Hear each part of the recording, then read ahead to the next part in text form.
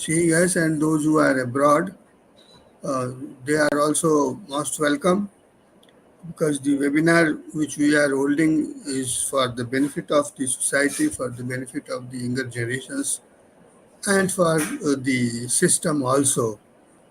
So we take a pain while drafting the theme of the uh, webinar, considering the current need of this.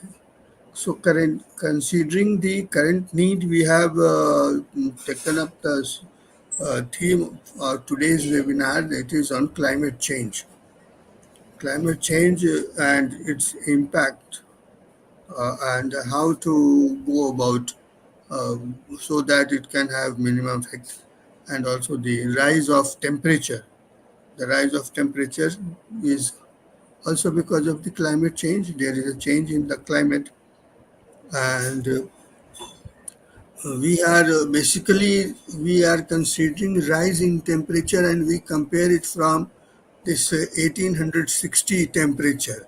So 1816 60, the temperature which were the baseline temperature which is considered is that of the 1860, in which in those days there was no industry, the population was not this much, the volume of the traffic was also not this high. So all these considerations, the ecology and the environment, needs to be considered in the whole framework, the whole social as well as the developmental framework.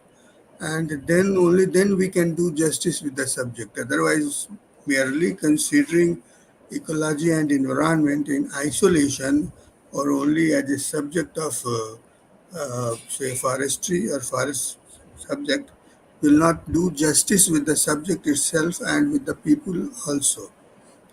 Because few days back the temperature of Delhi was 52 degree, 52 degree as reported and as published in the newspaper. But in real situation, you see, there is a meteorological department, and they have their own standard centers at different places in the city, or in other places, or in the different locations of the city or the districts.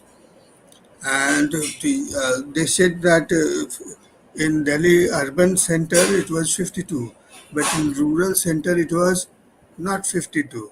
So we have to take into consideration that which place, how much population is suffering from 52 degree temperature, and how much is not suffering from that. So that will be more useful before we make any statement that temperature is 52 or 54.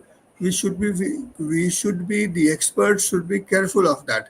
There is a meteorological department, and which looks after that, and our meteorological chief of the meteorological department is also the vice chairman of the International Meteorological Society. So we need to take considerations, though in the global development indicators, the ecology and environment, and emission of nitrogen, which is responsible for raising the temperature and raising the and diminishing the quality of life, is an important issue. So that also needs to be considered. I think that Professor Santosh Patnaik will address these issues. He is an expert on the subject, and he is teaching in uh, university in Odisha. That is the that is one of the best university of the region, and they have good department, good students. I had an occasion to visit that university twice, so I have seen the university personally, the library of the university, and the people should so up to the standard mark, not below the standard mark. So, and from that institution, Professor Patnaik is coming, so naturally he will give you a very important talk and background of the things. So before I request him, I just wanted to conclude the opening remarks that it's a very, very important these days. In because uh, what we are seeing in this year, in 2024, a similar situation was in 2023. Heat was more. The heat was generated more than what is in 2024. But in 2022, if you look back up to the 2020, you will find that gradually the heat is increasing. But even today, the maximum heat was generated in 2020. So that, but we forget that as soon as the year goes out, we forget the data, and we just start worrying that what is happening. So accordingly, we have to prepare this ourselves. The society has to prepare with the changing time. What we were in 1860, which is the mark line, which is the important date or the year through on which globally we compare that now the rising of the heat is more or is low.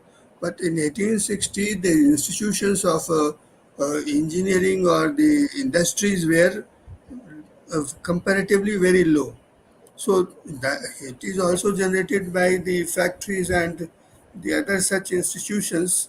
So we have to be very sincere, and we have to consider what kind of new avenues we should have for production for factories, so that that may create little uh, heat.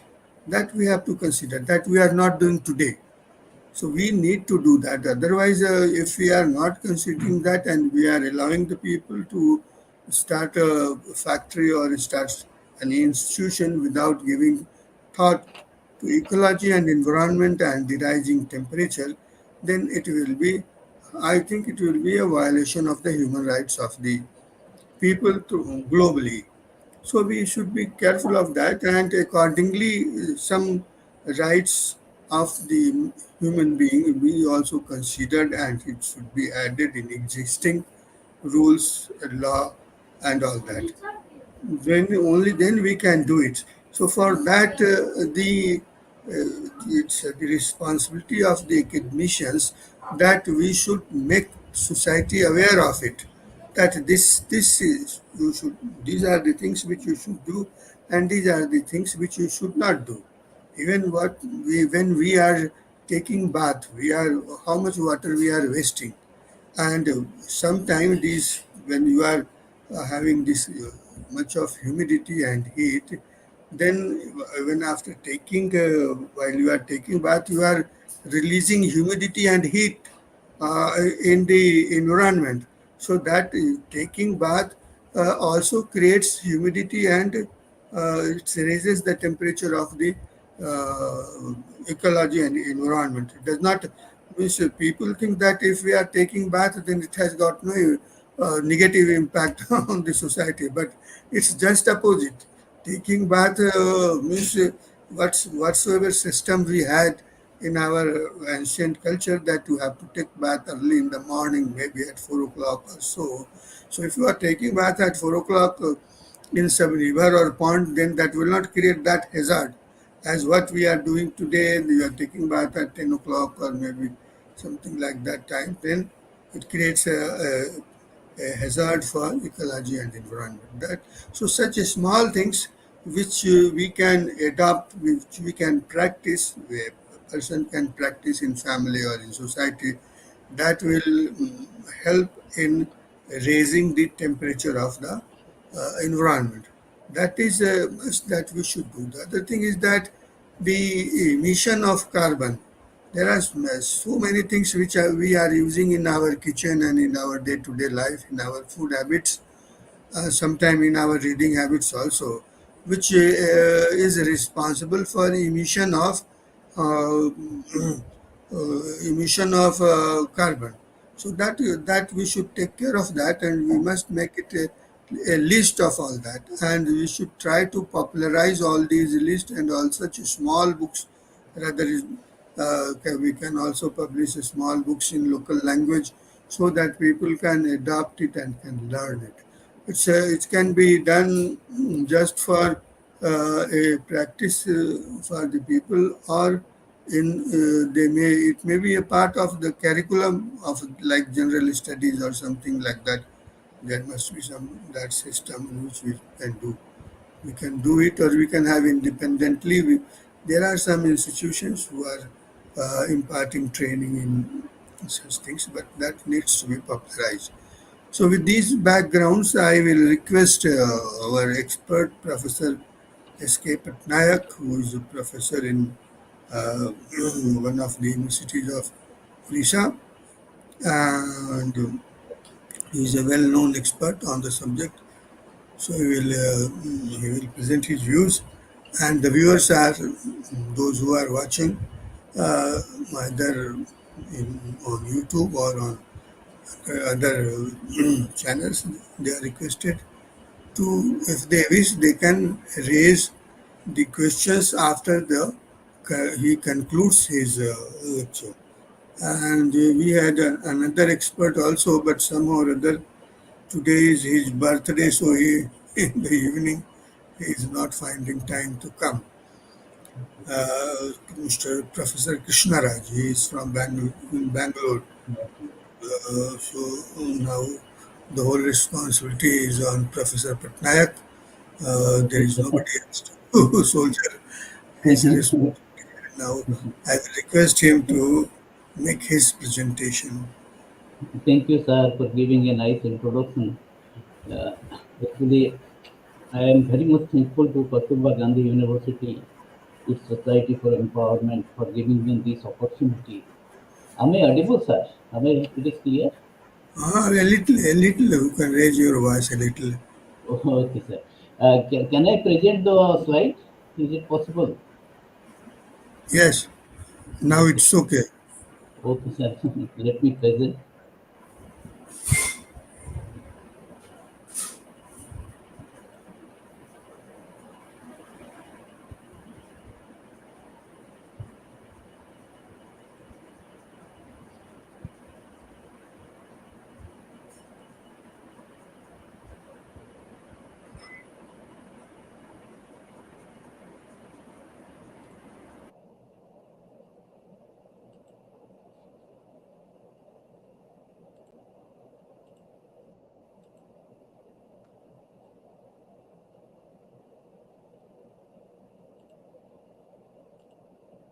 You just send it to the our people, and they will show it. Okay, sir. Please send it to us, Hmm. and then it will Sorry. be shown.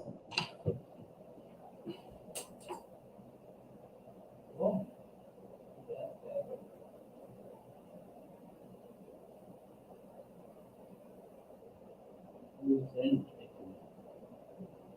Email the send for this. Let me send it. And then we will circulate later on. We will circulate it.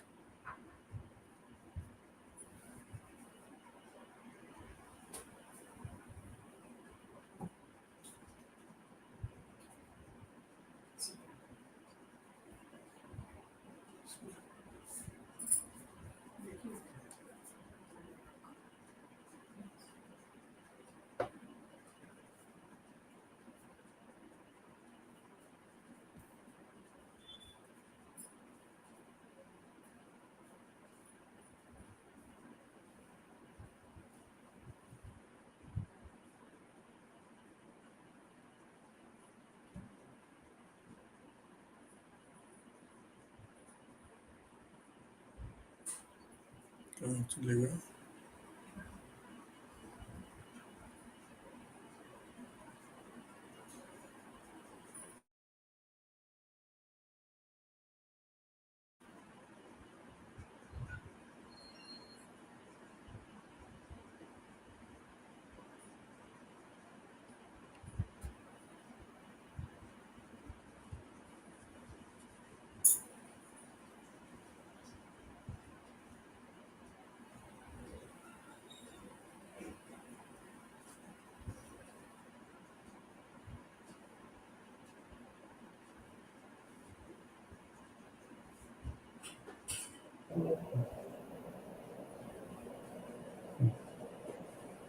Sir, is it legible, sir?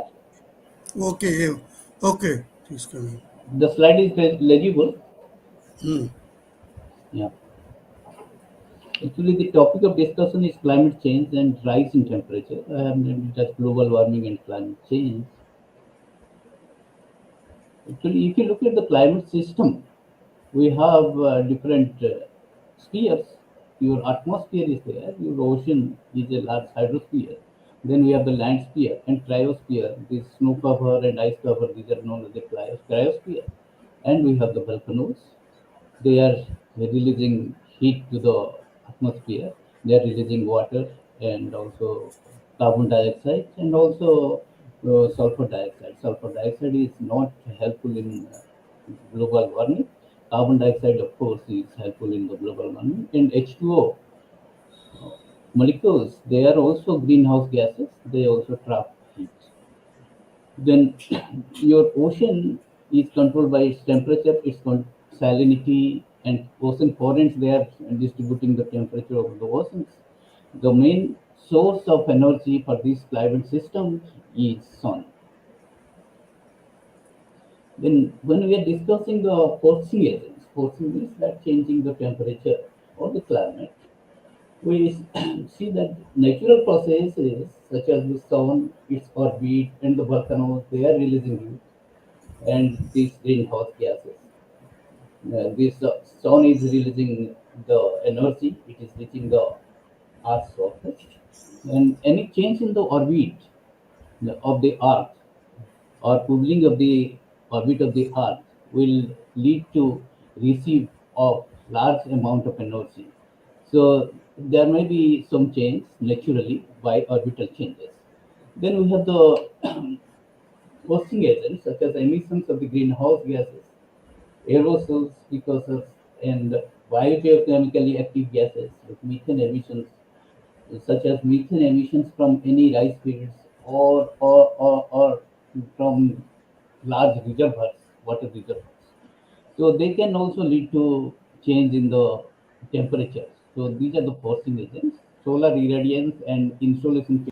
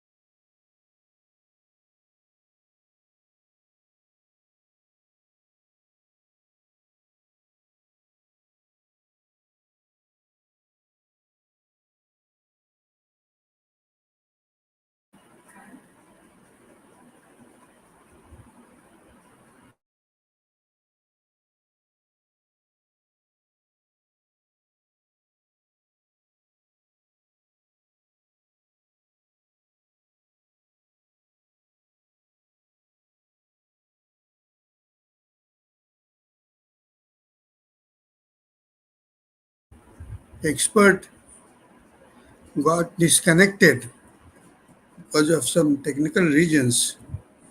He is in Sambalpur, far off place from Delhi. So we are waiting for some time and then we will close and may organize this program again next time. Thank you very much for those who are watching still us, and thank you to all well wishers and